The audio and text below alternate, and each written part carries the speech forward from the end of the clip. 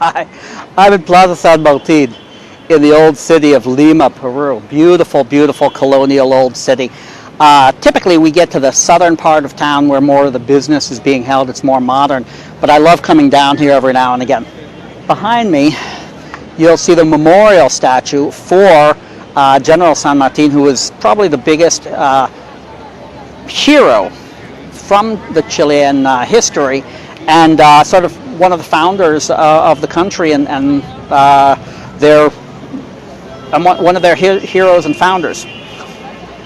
Below San Martin, you'll see a statue of a woman, and on that woman's head is a llama, the dromedary.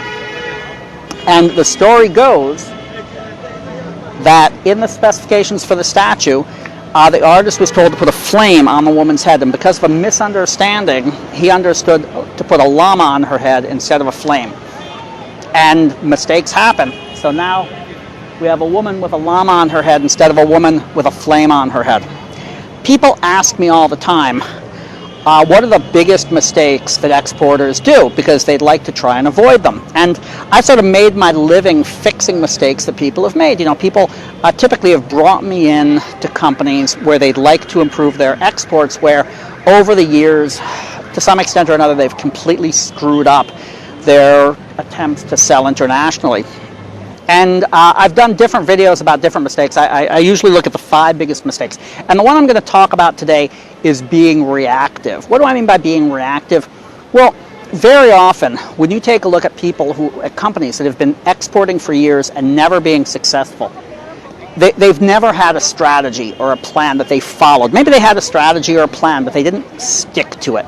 And you take a look at their distributors or the countries they're in, and they say, well, we're selling in this country because a distributor reached out to us, or we're working with a distributor because he came up to us at a trade show, or we hired this guy because he was a friend of a friend and they told us about him and he spoke Spanish or he spoke Japanese and he seemed like a nice guy. But they didn't really have a plan, and the plan is what brings everything together, right? So if you don't have a plan or you don't follow that plan, you're going to be sorry about it later on. And I've seen this over and over and over throughout my life, where people try to build up an export plan, or they try to build up an international sales plan, and in the end, because they don't really have a plan and they don't stick to that plan, they let themselves be pulled around, they don't follow a strategy, and nothing ever succeeds this way. So the best way to guarantee that you're going to succeed is to put together a plan, figure out where you want to go, why you want to go there, who you're going to hire, what the distributors you want are going to look like. Stick to that plan. That's the path to success. Remember, when you're ready to grow your international sales, reach out to us.